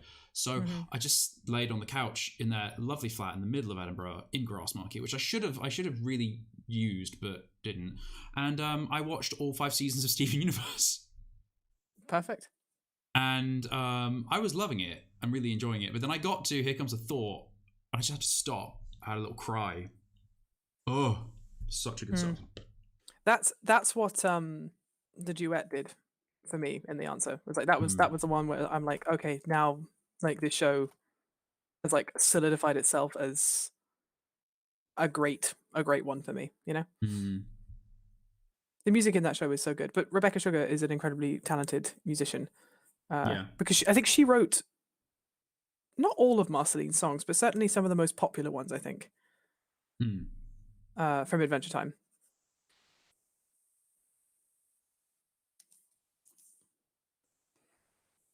If we're talking favorite animated TV shows, the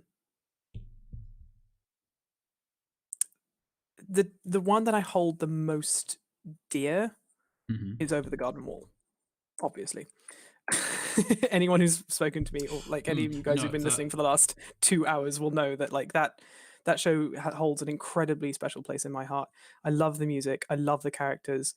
I love the complete nonsense that is the unknown. Greg is so cute and so funny and written in such a wonderfully whimsical, childlike way.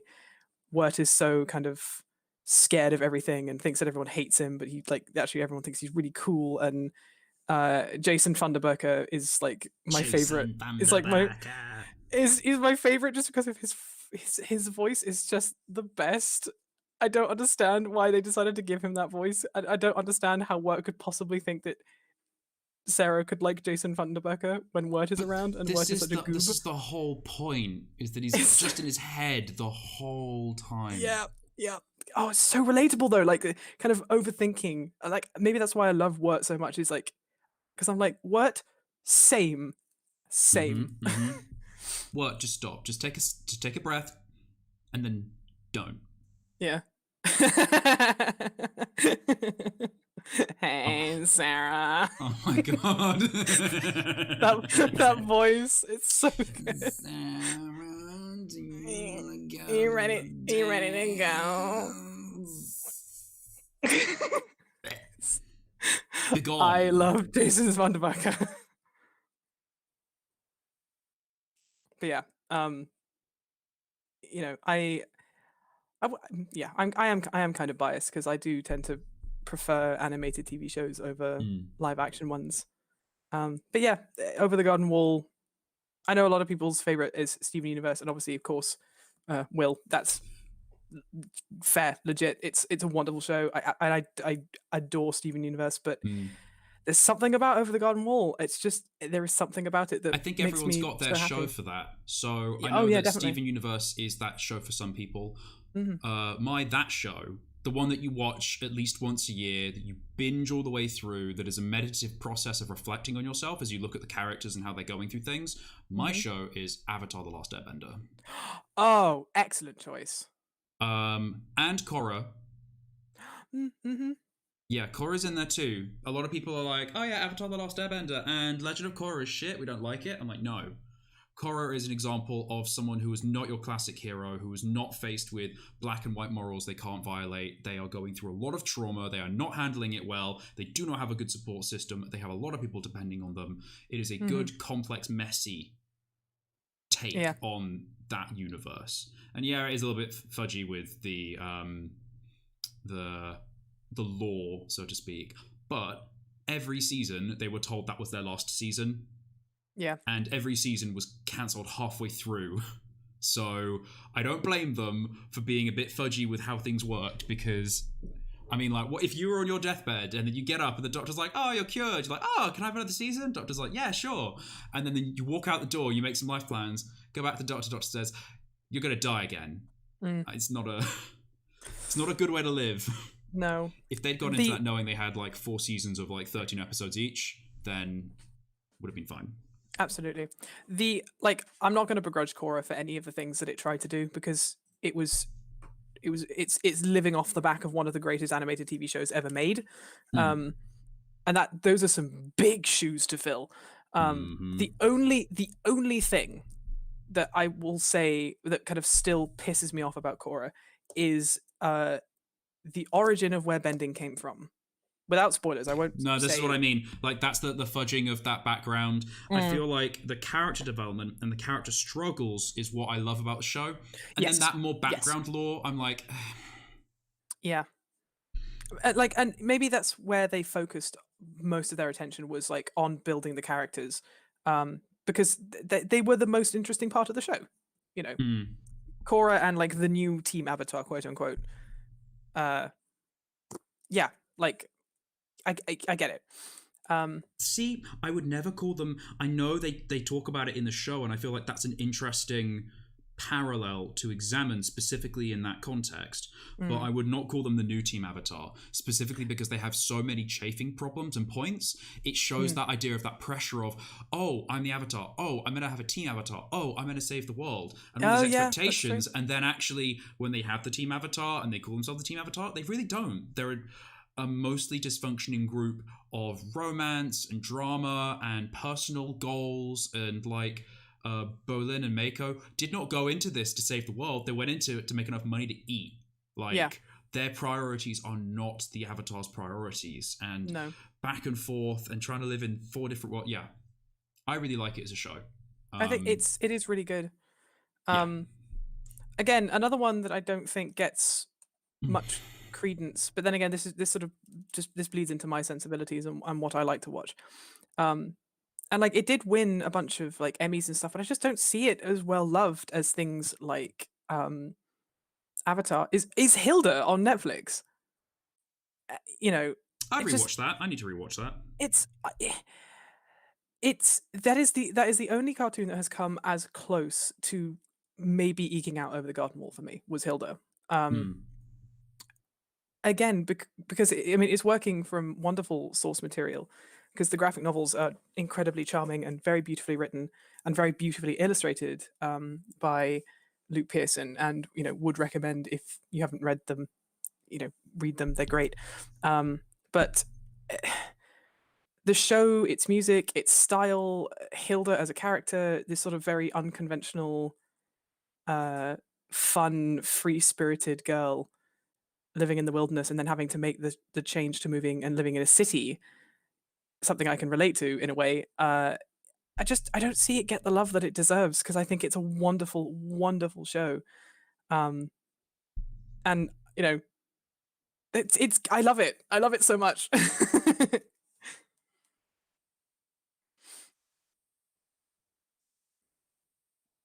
Yeah, see, Brian, this is what our podcast should be about. We just should sit and talk about our favorite TV shows.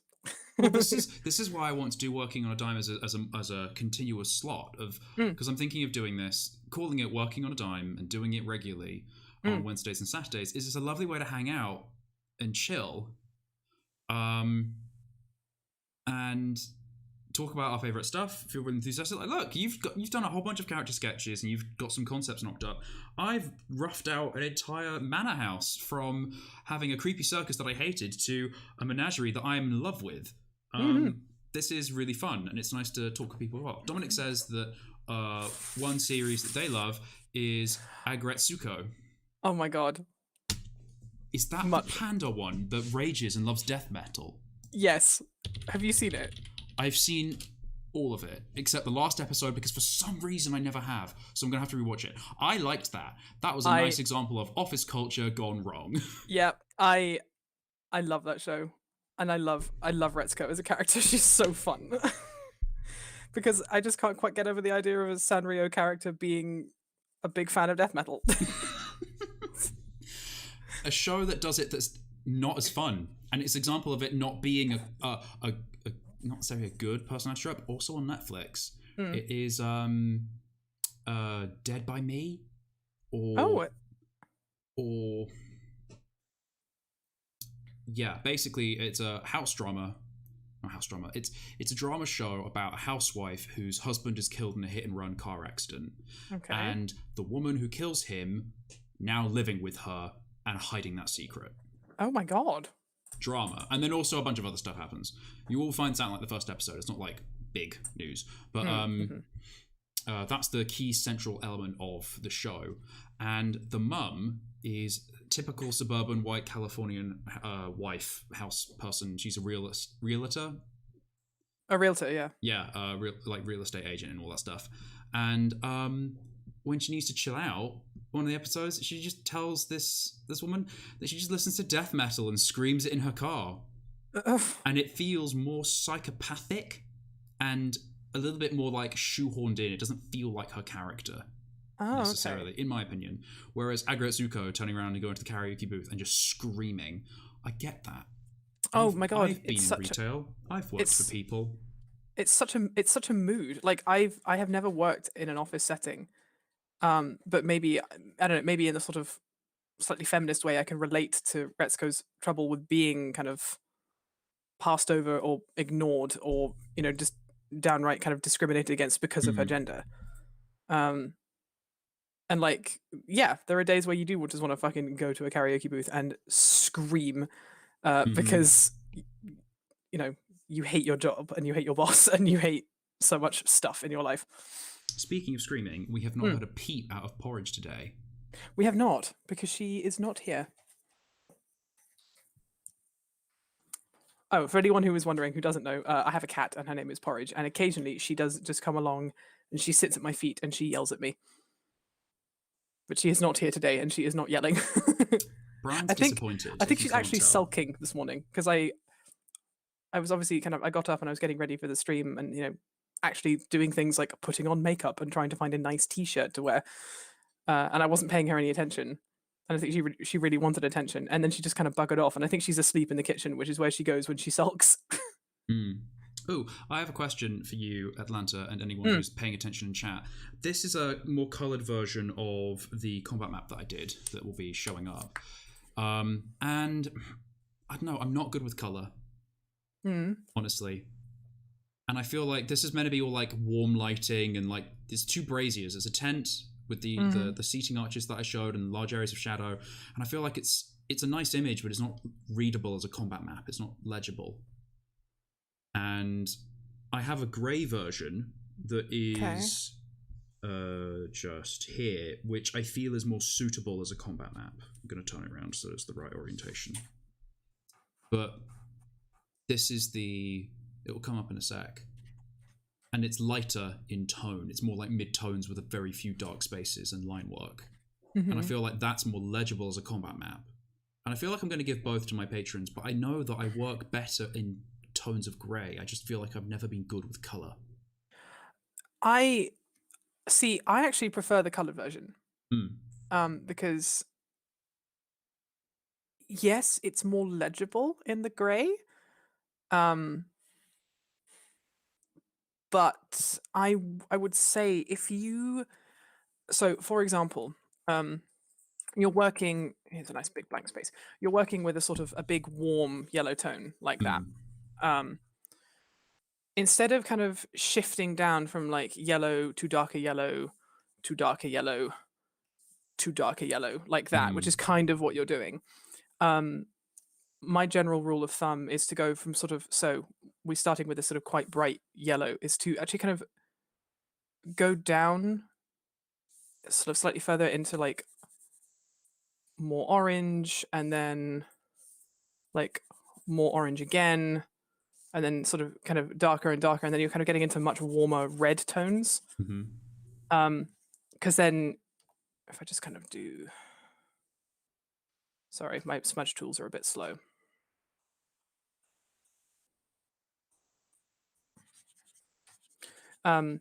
It's not a very good example, but just sort of incrementally, if you kind of sticking within one tone and then just kind of shifting down into darker shades of that tone, it kind of gets a bit muddy.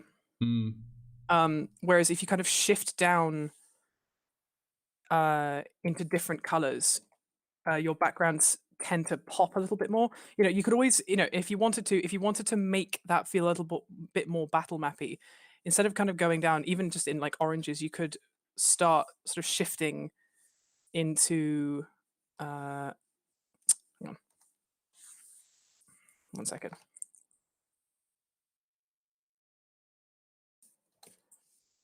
There we go.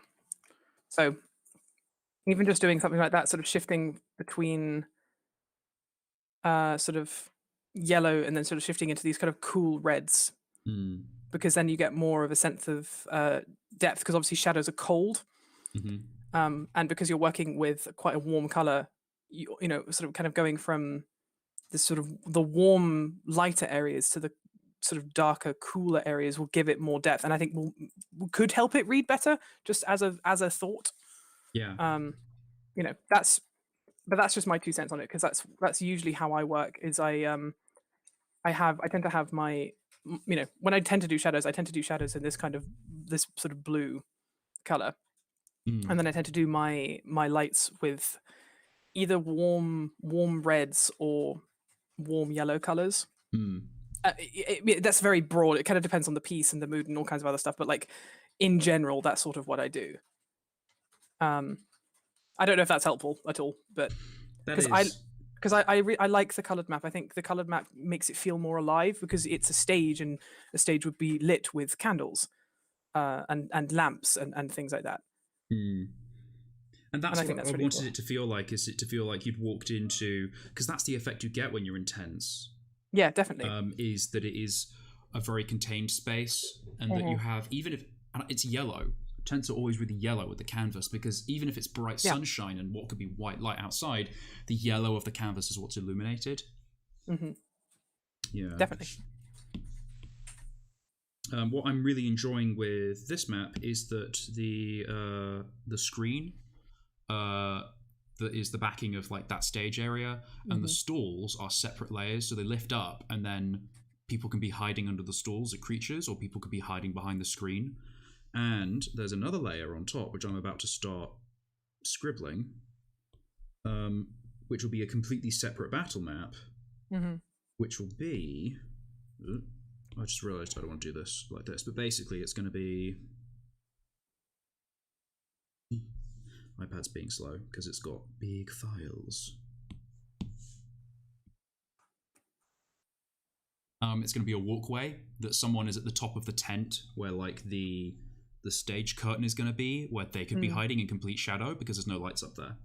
Oh, and that's it's going to be beams like here, and also in theory like it'll be faster to move about up here because in theory with the perspective like this is actually a much shorter space. That's cool. I like that. Oh, that's really fun. Yeah, and then it's going to be like this layer will be all blurry. Hang on. What I'm going to do is I'm just going to merge everything down. Oh no, that's going to mess everything up. Layers, why? But yeah, this layer, this will be all blurry here, and then this will be all sort of like very dark colors up here, which will really stand out against the light below, like this. Ooh, yeah. Because if you did those in like a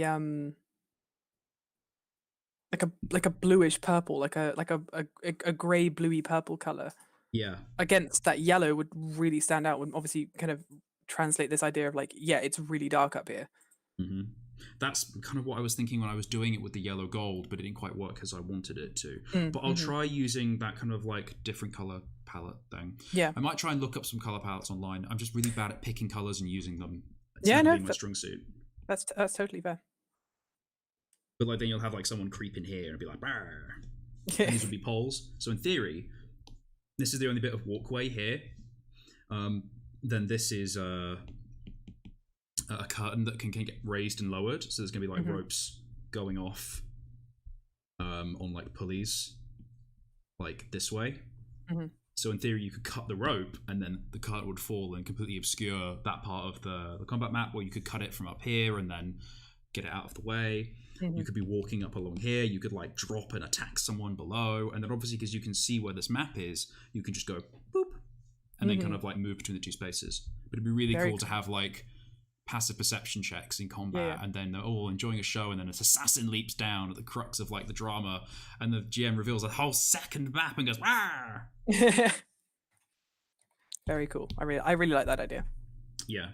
So I think I'm gonna do that with the...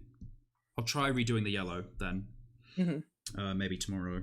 Because I'm working in layers, it's nice that I can just go bam and it's all gone. Absolutely. Except for the support, which hates me.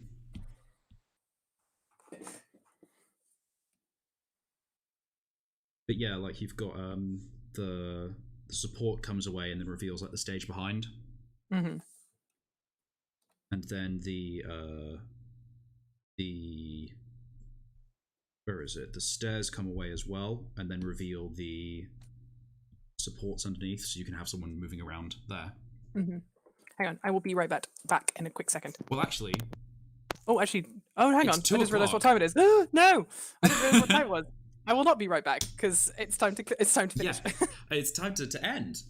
This has been really fun. I really like streaming with you, dude, because 2 hours have passed and it doesn't feel like a lot of work. No, actually, I feel like I've done hardly anything. So, yeah, thank you for coming along.